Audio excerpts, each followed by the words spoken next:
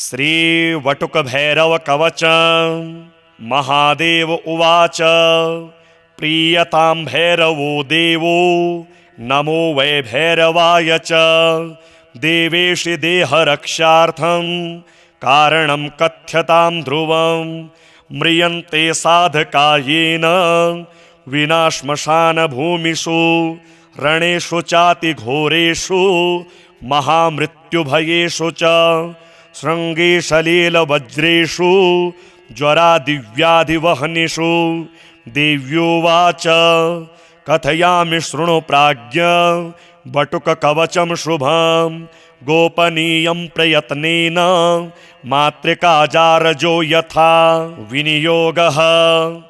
ॐ अस्य श्री बटुकभैरवकवचस्य आनन्दभैरव ऋषिस्त्रिष्टुप्छन्दः श्री बटुकभैरवो देवता बम बीजं ह्रीं शक्तिः ॐ बटुकायेति कीलकं ममाभीष्टसिद्ध्यर्थे जपे विनियोगः।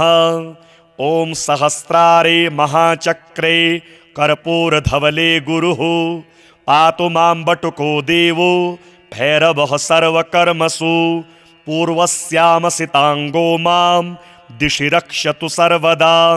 आग्नेयां चरुरुः पातु दक्षिणे चण्डभैरवः नैऋत्यां क्रोधनः पातु उन्मत्तः पातु पश्चिमे वायव्यां माकपाली च नित्यं पायात् सुरेश्वरः भीषणो भैरवः पातु उत्तरास्यां तु सर्वदा संहार भैरवः पायात् दीशान्यां च महेश्वरः ऊर्ध्वं पातु विधाता च पाताले नन्दको विभुः सद्यो जातस्तु मां पायात् सर्वतो देवसेवितः वामदेवो वनान्ते च वने घोरस्तथावतु जले तत्पुरुषः पातु स्थले ईशान एव च डाकिनी पुत्रकः पातु पुत्रान् मे सर्वतः प्रभुः हाकिनी पुत्रकः पातु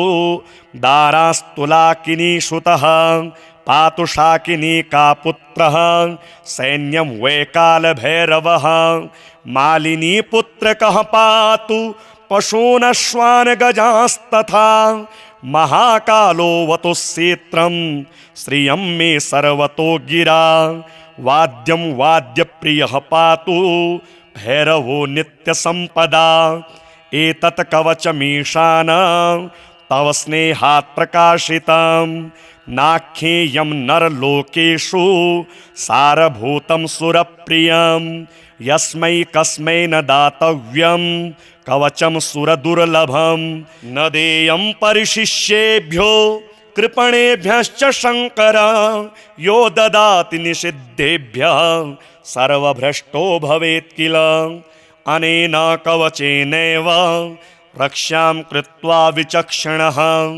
विचरन्यत्र कुत्रापि न विघ्नः परिभूयते मन्त्रेण रक्ष्यते योगी कवचं रक्षकं यतः तस्मात् सर्वप्रयत्नेन दुर्लभं पापचेतसां भूर्जेरम्भा त्वचिवापि लिखित्वा विधिवत् प्रभो कुम्कुमेनाष्टगन्धेन गोरोचनैश्च केसरे धारयेत् पाठयेद्वापि सम्पठेद्वापि नित्यशः सम्प्राप्नोति फलं सर्वं नात्र कार्या विचारणा सततं पठ्यते यत्र तत्र भैरव संस्थितिः न शक्नोमि प्रभावं वै कवचस्यास्य वर्णितुं नमो भैरवदेवाय सर्वभूताय वै नमः नमस्त्रैलोक्यनाथाय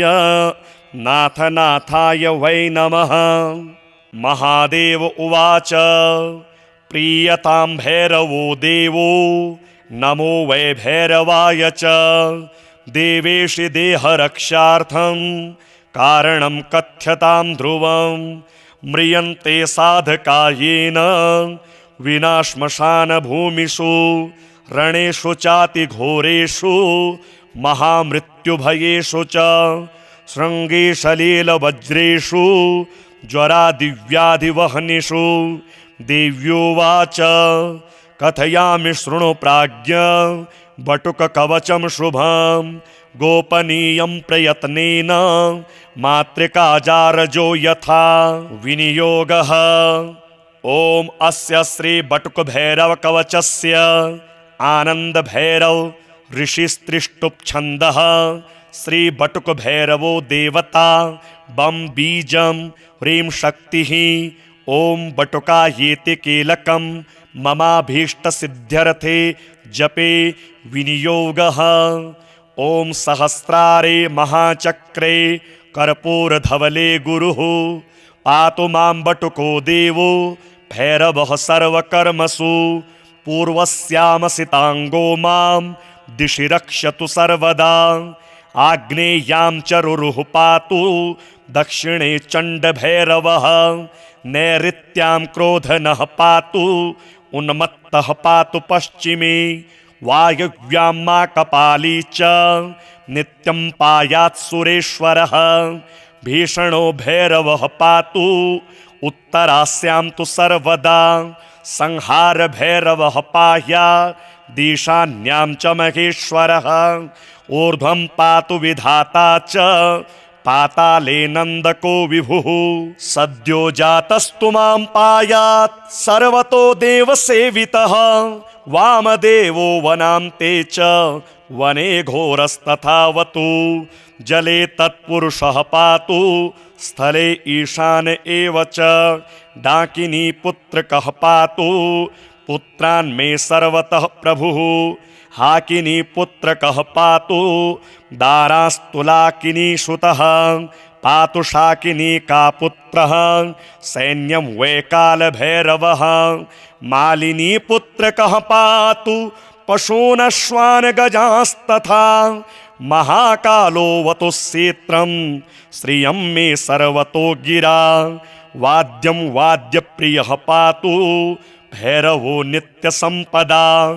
एतत् कवचमीशान तव स्नेहात् प्रकाशितं। नाख्येयं नरलोकेषु सारभूतं सुरप्रियं। यस्मै कस्मै न दातव्यं कवचं सुरदुर्लभं। न देयं परिशिष्येभ्यो कृपणेभ्यश्च शङ्कर। यो ददाति निषिद्धेभ्यः सर्वभ्रष्टो भवेत् किल। अनेन कवचेनैव रक्षां कृत्वा विचक्षणः विचरन्यत्र कुत्रापि न विघ्नः परिभूयते। मन्त्रेण रक्ष्यते योगी कवचं रक्षकं यतः। तस्मात् सर्वप्रयत्नेन दुर्लभं पापचेतसां। भूर्जेरम्भा त्वचिवापि लिखित्वा विधिवत् प्रभो। कुम्कुमेनाष्टगन्धेन गोरोचनैश्च केसरे। धारयेत् पाठयेद्वापि सम्पठेद्वापि नित्यशः।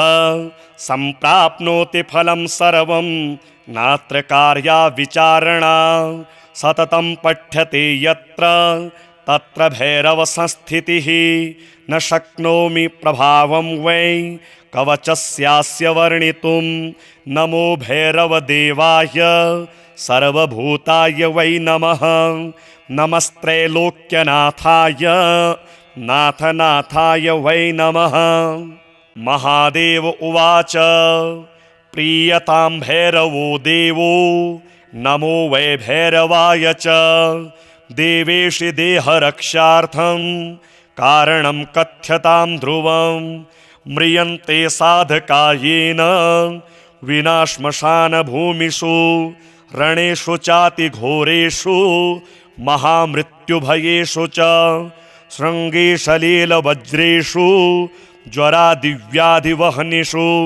देव्योवाच कथयामि शृणु प्राज्ञ बटुककवचं शुभं गोपनीयं प्रयत्नेन मातृकाजारजो यथा विनियोगः। ॐ अस्य श्री बटुकभैरवकवचस्य आनन्दभैरव ऋषिस्त्रिष्टुप् छन्दः। श्री बटुकभैरवो देवता बं बीजं ह्रीं शक्तिः। ॐ बटुकायेति कीलकं ममाभीष्टसिद्ध्यर्थे जपे विनियोगः। ॐ सहस्रारे महाचक्रे कर्पूरधवले गुरुः पातु मां बटुको देवो भैरवः सर्वकर्मसु। पूर्वस्यामसिताङ्गो मां दिशि रक्षतु सर्वदा। आग्नेयां चरुरुः पातु दक्षिणे चण्डभैरवः। नैऋत्यां क्रोधनः पातु उन्मत्तः पातु पश्चिमे। वायव्यां माकपाली च नित्यं पायात् सुरेश्वरः। भीषणो भैरवः पातु उत्तरास्यां तु सर्वदा। संहार भैरवः पायात् ईशान्यां च महेश्वरः। ऊर्ध्वं पातु विधाता च पाताले नन्दको विभुः।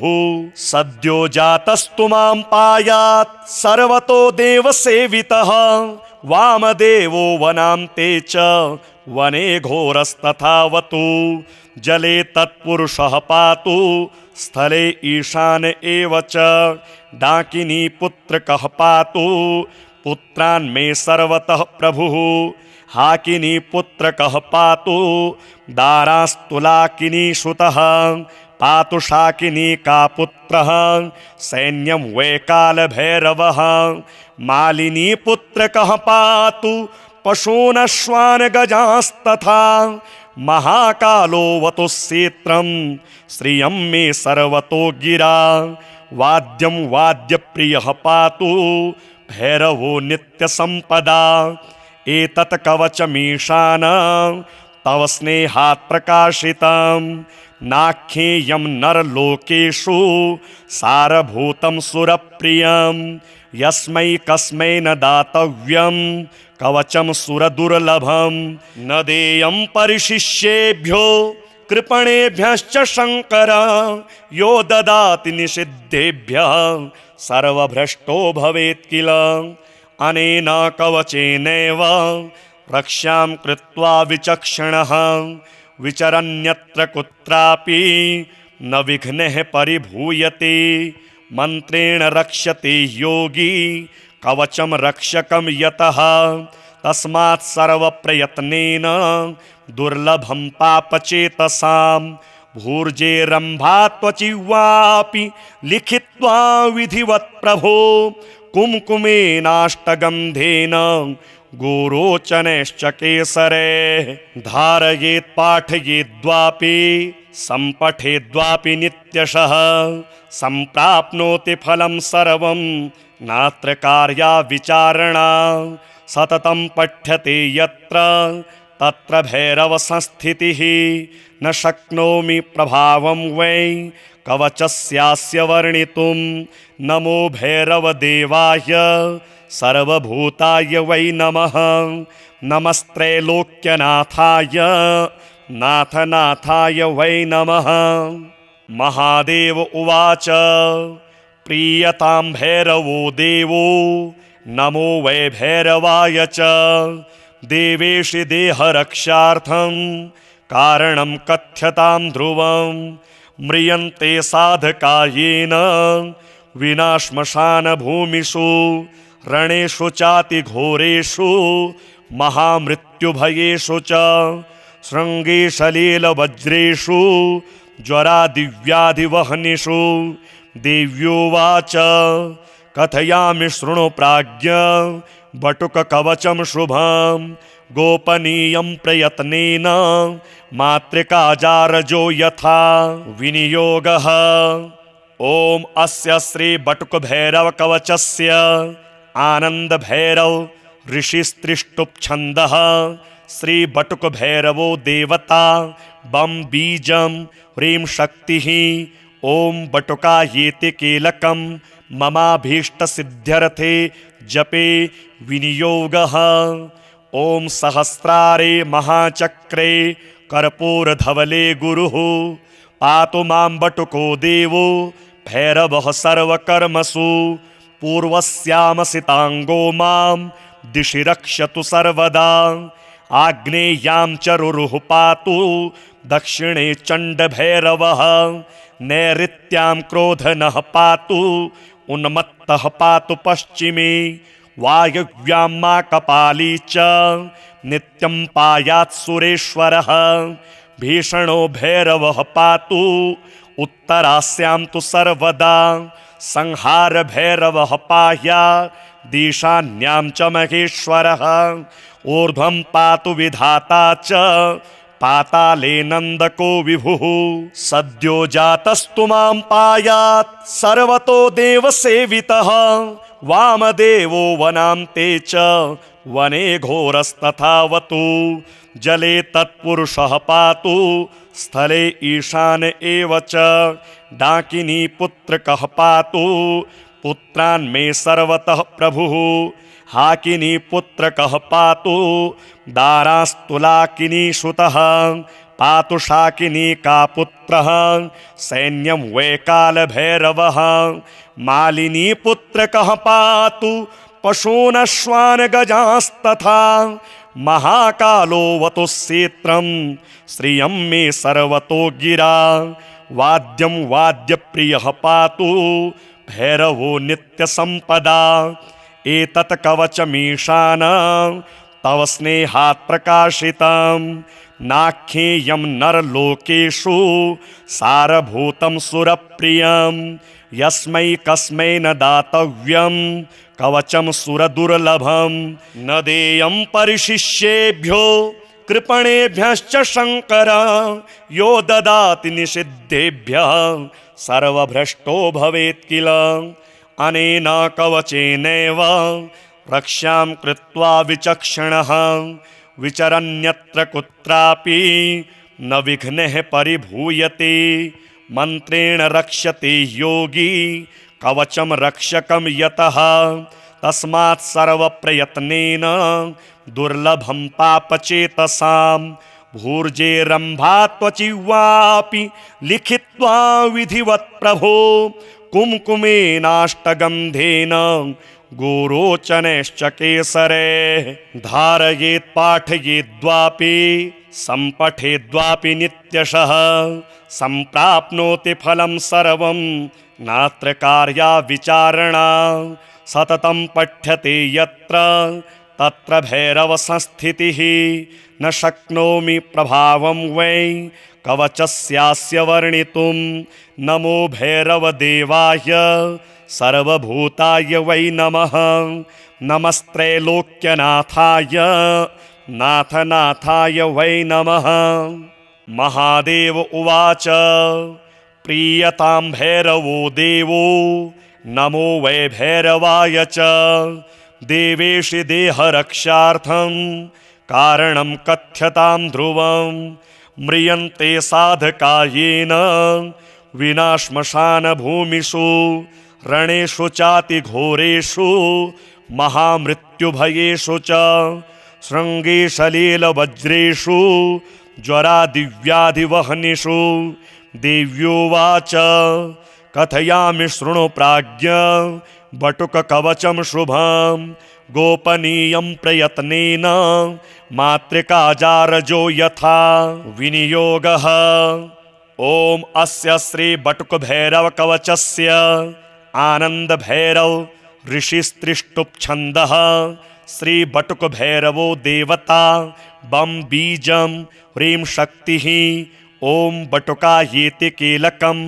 ममाभीष्टसिद्ध्यर्थे जपे विनियोगः ॐ सहस्रारे महाचक्रे कर्पूरधवले गुरुः पातु मां बटुको देवो भैरवः सर्वकर्मसु पूर्वस्यामसिताङ्गो मां दिशि रक्षतु सर्वदा आग्नेयां चरुरुः पातु दक्षिणे चण्डभैरवः नैऋत्यां क्रोधनः पातु उन्मत्तः पातु पश्चिमे वायव्यां मा कपाली च नित्यं पायात् सुरेश्वरः भीषणो भैरवः पातु उत्तरास्यां तु सर्वदा संहार भैरवः पायात् दिशान्यां च महेश्वरः ऊर्ध्वं पातु विधाता च पाताले नन्दको विभुः सद्यो जातस्तु मां पायात् सर्वतो देवसेवितः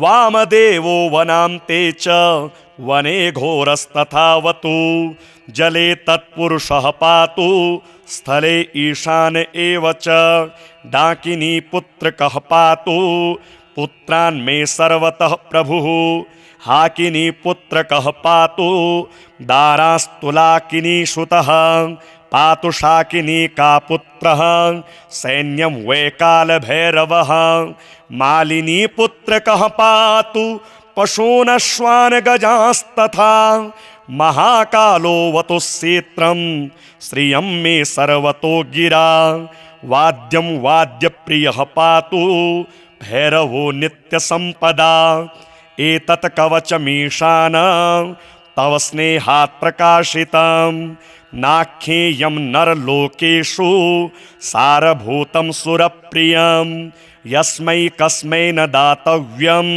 कवचं सुरदुर्लभं न देयं परिशिष्येभ्यो कृपणेभ्यश्च शङ्कर यो ददाति निषिद्धेभ्यः सर्वभ्रष्टो भवेत् किल अनेन कवचेनैव रक्ष्यां कृत्वा विचक्षणः विचरन्यत्र कुत्रापि न विघ्नः परिभूयते मन्त्रेण रक्ष्यते योगी कवचं रक्षकं यतः तस्मात् सर्वप्रयत्नेन दुर्लभं पापचेतसां भूर्जेरम्भा त्वचिवापि लिखित्वा विधिवत् प्रभो कुम्कुमेनाष्टगन्धेन गोरोचनैश्च केसरे धारयेत् पाठयेद्वापि सम्पठेद्वापि नित्यशः सम्प्राप्नोति फलं सर्वं नात्र कार्या विचारणा सततं पठ्यते यत्र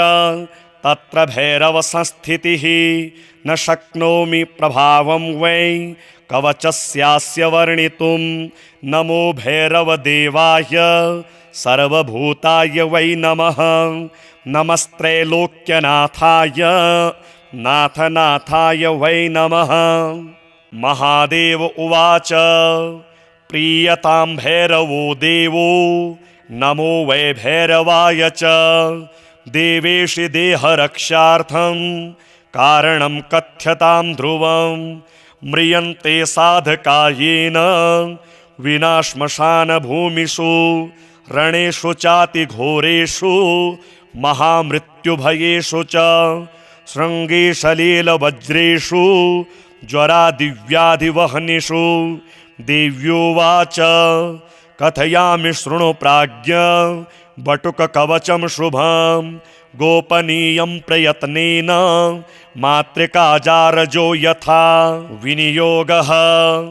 ॐ अस्य श्री बटुकभैरवकवचस्य आनन्दभैरव ऋषिस्त्रिष्टुप्छन्दः श्री बटुकभैरवो देवता बं बीजं ह्रीं शक्तिः ॐ बटुकायेति कीलकं ममाभीष्टसिद्ध्यर्थे जपे विनियोगः। ॐ सहस्रारे महाचक्रे कर्पूरधवले गुरुः पातु मां बटुको देवो भैरवः सर्वकर्मसु पूर्वस्यामसिताङ्गो मां दिशि रक्षतु सर्वदा आग्नेयां चरुरुः पातु दक्षिणे चण्डभैरवः नैऋत्यां क्रोधनः पातु उन्मत्तः पातु पश्चिमे वायव्यां माकपाली च नित्यं पायात् सुरेश्वरः भीषणो भैरवः पातु उत्तरास्यां तु सर्वदा संहारभैरवः पायात् दीशान्यां च महेश्वरः ऊर्ध्वं पातु विधाता च पाताले नन्दको विभुः सद्यो जातस्तु मां पायात् सर्वतो देवसेवितः वामदेवो वनान्ते च वने घोरस्तथावतु जले तत्पुरुषः पातु स्थले ईशान एव च डाकिनी पुत्रकः पातु पुत्रान् मे सर्वतः प्रभुः हाकिनी पुत्रकः पातु दारास्तुलाकिनी श्रुतः पातु शाकिनी का पुत्रः सैन्यं वैकालभैरवः मालिनी पुत्रकः पातु पशूनश्वान् गजांस्तथा महाकालो वतुस्सेत्रं श्रियं मे सर्वतो गिरा वाद्यं वाद्यप्रियः पातु भैरवो नित्यसम्पदा एतत् कवचमीशानं तव स्नेहात् प्रकाशितं नाख्येयं नरलोकेषु सारभूतं सुरप्रियं यस्मै कस्मै न दातव्यं कवचं सुरदुर्लभं न देयं परिशिष्येभ्यो कृपणेभ्यश्च शङ्कर यो ददाति निषिद्धेभ्यः सर्वभ्रष्टो भवेत् किल अनेन कवचेनैव रक्ष्यां कृत्वा विचक्षणः विचरन्यत्र कुत्रापि न विघ्नः परिभूयते मन्त्रेण रक्ष्यते योगी कवचं रक्षकं यतः तस्मात् सर्वप्रयत्नेन दुर्लभं पापचेतसां भूर्जेरम्भा त्वचिवापि लिखित्वा विधिवत् प्रभो कुम्कुमेनाष्टगन्धेन गोरोचनैश्च केसरे धारयेत् पाठयेद्वापि सम्पठेद्वापि नित्यशः सम्प्राप्नोति फलं सर्वं नात्र कार्या विचारणा सततं पठ्यते यत्र तत्र भैरव संस्थितिः न शक्नोमि प्रभावं वै कवचस्यास्य वर्णितुं नमो भैरवदेवाय सर्वभूताय वै नमः नमस्त्रैलोक्यनाथाय नाथनाथाय वै नमः। महादेव उवाच प्रीयतां भैरवो देवो नमो वै भैरवाय च देवेशि देहरक्षार्थं कारणं कथ्यतां ध्रुवं म्रियन्ते साधकायेन विना श्मशानभूमिषु रणेषु चातिघोरेषु महामृत्युभयेषु च शृङ्गेशलीलवज्रेषु ज्वरादिव्याधिवहनिषु देव्योवाच कथयामि शृणु प्राज्ञ बटुककवचं शुभं गोपनीयं प्रयत्नेन मातृकाजारजो यथा विनियोगः। ॐ अस्य श्री बटुकभैरवकवचस्य आनन्दभैरव ऋषिस्त्रिष्टुप्छन्दः श्री बटुकभैरवो देवता बं बीजं ह्रीं शक्तिः ॐ बटुकायेति कीलकं ममाभीष्टसिद्ध्यर्थे जपे विनियोगः। ॐ सहस्रारे महाचक्रे कर्पूरधवले गुरुः पातु मां बटुको देवो भैरवः सर्वकर्मसु पूर्वस्यामसिताङ्गो मां दिशि रक्षतु सर्वदा आग्नेयां चरुरुः पातु दक्षिणे चण्डभैरवः नैऋत्यां क्रोधनः पातु उन्मत्तः पातु पश्चिमे वायव्यां माकपाली च नित्यं पायात् सुरेश्वरः भीषणो भैरवः पातु उत्तरास्यां तु सर्वदा संहारभैरवः पायात् दिशान्यां च महेश्वरः ऊर्ध्वं पातु विधाता च पाताले नन्दको विभुः सद्यो जातस्तु मां पायात् सर्वतो देवसेवितः वामदेवो वनान्ते च वने घोरस्तथावतु जले तत्पुरुषः पातु स्थले ईशान एव च डाकिनी पुत्रकः पातु पुत्रान् मे सर्वतः प्रभुः हाकिनी पुत्रकः पातु दारास्तुलाकिनी श्रुतः पातु शाकिनी का पुत्रः सैन्यं वैकालभैरवः मालिनी पुत्रकः पातु पशूनश्वान् गजांस्तथा महाकालो वतुस्सेत्रं श्रियं मे सर्वतो गिरा वाद्यं वाद्यप्रियः पातु भैरवो नित्यसम्पदा एतत् कवचमीशानं तव स्नेहात् प्रकाशितं नाख्येयं नरलोकेषु सारभूतं सुरप्रियं यस्मै कस्मै न दातव्यं कवचं सुरदुर्लभं न देयं परिशिष्येभ्यो कृपणेभ्यश्च शङ्कर यो ददाति निषिद्धेभ्यः सर्वभ्रष्टो भवेत् किल। अनेन कवचेनैव रक्ष्यां कृत्वा विचक्षणः विचरन्यत्र कुत्रापि न विघ्नः परिभूयते। मन्त्रेण रक्ष्यते योगी कवचं रक्षकं यतः तस्मात् सर्वप्रयत्नेन दुर्लभं पापचेतसां भूर्जेरम्भा त्वचिवापि लिखित्वा विधिवत् प्रभो कुम्कुमेनाष्टगन्धेन गोरोचनश्च केसरे धारयेत् पाठयेद्वापि सम्पठेद्वापि नित्यशः सम्प्राप्नोति फलं सर्वं नात्र कार्या विचारणा। सततं पठ्यते यत्र तत्र भैरवसंस्थितिः न शक्नोमि प्रभावं वै कवचस्यास्य वर्णितुं। नमो भैरवदेवाय सर्वभूताय वै नमः। नमस्त्रैलोक्यनाथाय नाथनाथाय वै नमः।